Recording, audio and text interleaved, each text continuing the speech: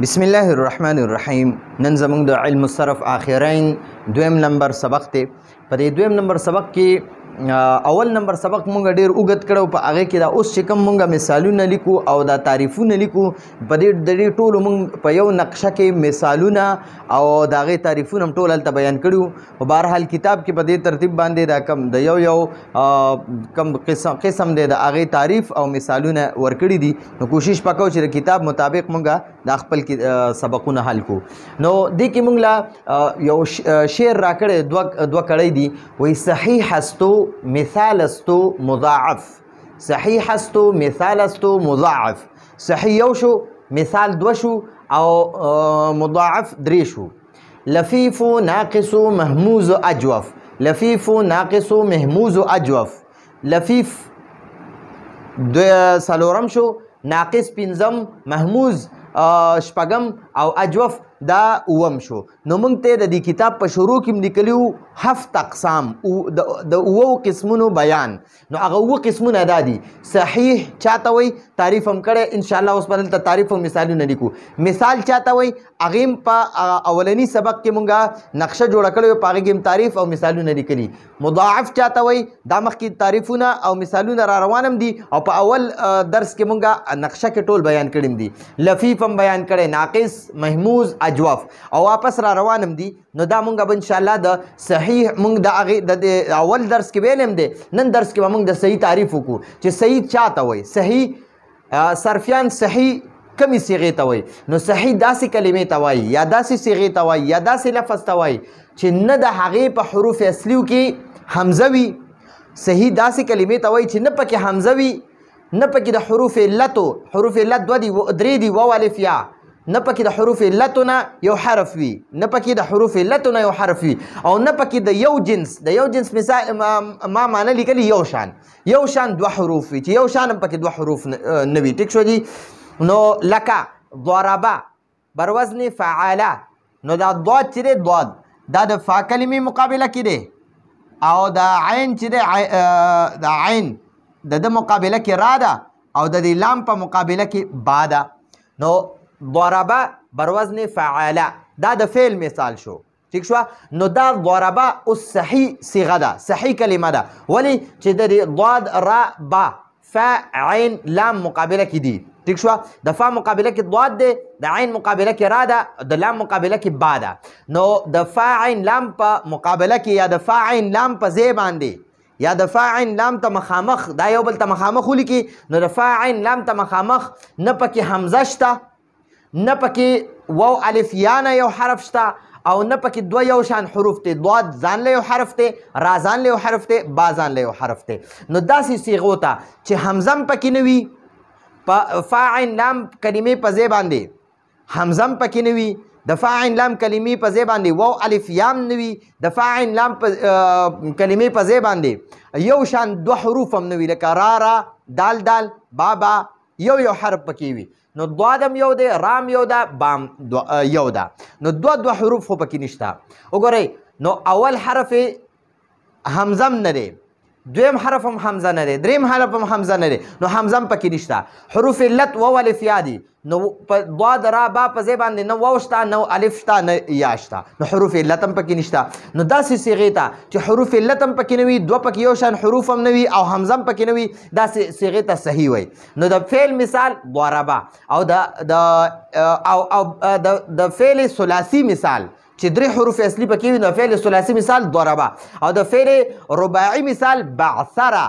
با عین ساره، با عین ساره. نو دا بعثره بر وزن فعلله، بعثره بر وزن فعلله، د فعلله په وزن باندې دی. نو دا با عین ساره دا درې حروف اصلي، څلور حروف اصلي دي. دا رباعي دی، نو څلور حروف اصلي دي. او ضاد رابع ثلاثي دی، ثلاثي درې حروف اصلي والا ته وایي، رباعي څلور حروف اصلي والا ته وایي. نو دا رباعي دی بعثره. نو ګورئ، د با عین سا را په ځای باندې نه حمزه شته، نه واو الف یا شته، او نه دوه یو شان حروف شته. ګورئ، با ځان له یو حرف ته، عین ځان له یو حرف ته، سا ځان له یو حرف ته، را ځان له یو حرف ته. نو داسې صیغو ته که هغه ثلاثي وي او که هغه رباعي وي هغې ته صحیح وایي. ٹھیک شو جی. نو مونږه اوس د په ثلاثي کې د اسم مثال لیکلی دی رجلون، رجل را جیم لام نه حمزه پکې شته د درې وانه حروفو کې نه پکې واو الف یا شته حروف علت او نه پکې دوه یو شان حروف شته ګورئ را یو حرف دی جیم بل حرف دی او لام بل حرف دی نو دا د اسم مثال شو رجلون یو سړی رجلون بروزن فاعلون رجلون بروزن فاعلون دا د اسم مثال شو بس ثلاثي کې د اسم مثال شو په رباعي کې د اسم مثال جعفرون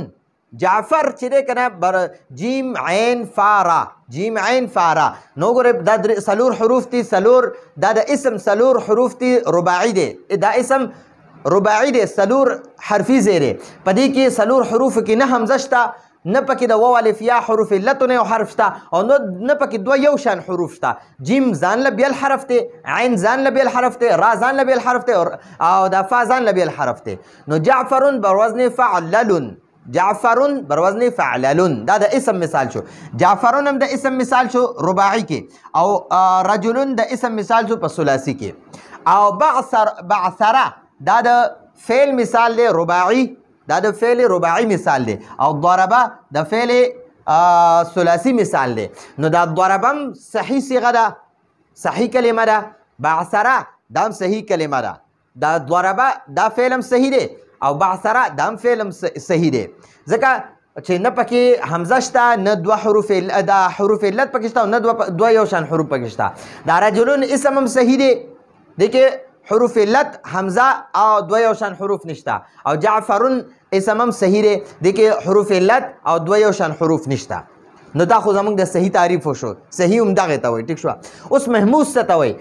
د محموز تعریف نو محموز داسې کلمې ته وایي محموز داسې کلمې ته وایي چې د هغې په حروف اصلي کې حمزه وي چې حروف اصلي کې حمزه وي که نه د فا عین لام مقابله کې حمزه وي که نه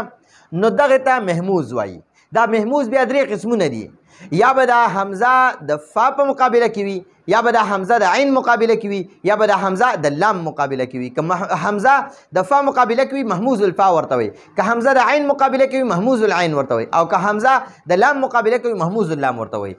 او د دې محموز درې قسمونه دي محموز درې قسمونه دي درې واړه مې بیل بیل لیکلي دي او د درې واړو مثالونه مې بیل لیکلي که د فا کلمې په ځای حمزه وي که د فا کلمې په ځای حمزه وي نو محموز الفا ورته وایي محموز الفا ورته وایي لکه اماره نو ګورئ د فا په ځای باندې دا حمزه دی حمزه اماره بر وزن فعاله نو دا فا چې دی که نه د حمزه مقابله کې دی د عین د میم په مقابله کې دی او دا لام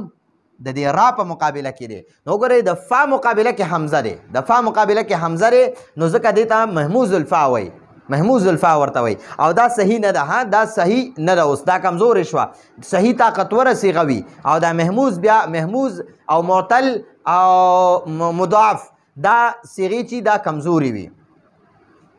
او دا اسم مثال امرن امرن بر وزن فعلن نو ګورئ د فا په مقابله کې حمزه دی په اسم کې دا حمزه راغی نو حمزه چې د فا مقابله کې وي محموز الفا ورته وایي حمزه چې د فا په ځای باندې راشي اماره بر وزن فعاله نو دلته کې اماره دا محموز الفا دی اوس دویم نمبر که د عین کلمې په ځای حمزه وي که د عین کلمې په ځای وي د فا په ځای نه وي او د عین کلمې په ځای وي نو محموز العین ورته وایي لکه سأله سأله سأله بر وزن فعاله نو دلته کې د عین کلمې په ځای باندې حمزه دی نو ځکه محموز العین ورته وایي او د اسم مثال رأسن رأسن را فا کلمه ده او د حمزه ساکن دا عین کلمه ده او سین دا لام کلمه ده نو محموز العین دا رأسن محموز العین دی په اسم کې رأسن د اسم مثال دی په وزن فعلن او سأله د بر وزن فعله دا د فعل مثال دی او د محموز دریم نمبر قسم او که د لام کلمې په ځای حمزه وي نو محموز اللام ورته وایي لکه قراءه قراءه قاف چې دی دا فا کلمه ده